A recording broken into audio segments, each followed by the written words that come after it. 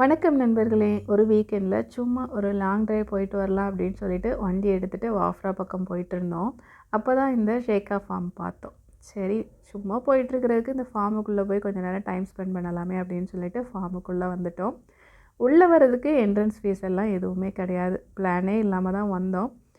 வந்து பார்த்தா இந்த ஒரு லேக் மாதிரி ஆர்டிஃபிஷியலாக ரெடி பண்ணி வச்சுருந்தாங்க. இது முன்னாடியே எங்களுக்கு தெரியும் இந்த மாதிரி ஒரு ஃபார்ம் இருக்குது அப்படின்னு சொல்லிட்டு நிறைய நான் யூடியூப்பில் வீடியோஸ் பார்த்துருக்கேன். ஆனால் நாங்கள் போகிறது இப்போ தான் ஃபஸ்ட் டைம். அதுவும் பிளானே இல்லாமல் போனோம். சரி, வந்ததே வந்துட்டோம், இதில் ஒரு போட்டிங்கை போயிட்டு வந்துடலாம் அப்படின்னு சொல்லிட்டு அதுக்காக டிக்கெட் எடுக்கிறதுக்கு போனோம். பெரியவங்களுக்கு 3 கேடி ஒரு ஆளுக்கு, குட்டி பிள்ளைங்களுக்கு 1 கேடி அப்படி சார்ஜ் பண்ணாங்க.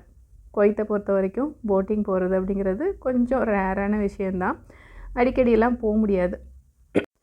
சரின்னு டிக்கெட்லாம் எடுத்துகிட்டு போட்டுக்குள்ளே ஏறி உக்காந்தோம் அப்படின்னா, நம்ம ஊரில் நிறைய தண்ணியில் காற்றுல அப்படியே சல சலன்னு ஆடிக்கிட்டு அப்படி நல்லா ஃபாஸ்ட்டாக போகும்போது ஒரு வித்தியாசமாக நல்லாயிருக்கும். ஆனால் இங்கே இது ஆர்டிஃபிஷியலாக உருவாக்குனது தானே.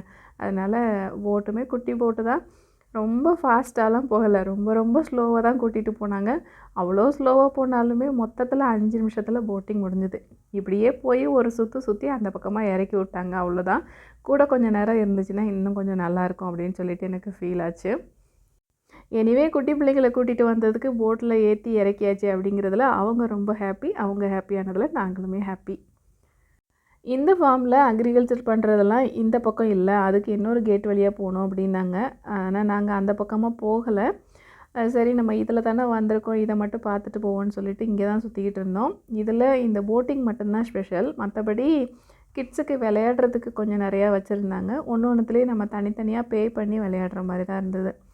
எல்லாமே கொஞ்சம் காஸ்ட்லியாக தான் இருந்துச்சு. பிள்ளைங்கள ஒரு 2-3 இதில் மட்டும் விளையாட விட்டுட்டு அதுக்கப்புறம் அங்கே நிறைய ஃபுட் ஸ்டால்லாம் இருந்தது. சப்வேயில் போயிட்டு கொஞ்சம் சாண்ட்விட்ஜு அப்புறம் ஃப்ரைஸ் எல்லாம் வாங்கி தண்ணியெல்லாம் குடிச்சிட்டு நல்லா சாப்பிட்டுட்டு மறுபடியும் நாங்கள் கிளம்பலான்னு சொல்லிட்டு வந்துட்டோம். அதுக்கு முன்னாடி கொஞ்சம் விளையாண்டாங்க பிள்ளைங்க. இந்த விளையாட்டு விளையாடுறதுக்கு ஒரு குழந்தைக்கு 1.5 கேடி சார்ஜ் பண்ணாங்க. பிள்ளைங்க நல்லா என்ஜாய் பண்ணி விளையாண்டுட்டு இருந்தாங்க. போனதுக்கு 4-5 ஃபோட்டோஸ் எடுத்துகிட்டு அப்படியே வந்தோம். இந்த ஸ்லைடு இதெல்லாம் இருக்கு இல்லையா, இதுக்கு ஒரு குழந்தைக்கு 3 கேடி எவ்வளோ நேரம்னாலும் விளையாடலான்னு சொன்னாங்க.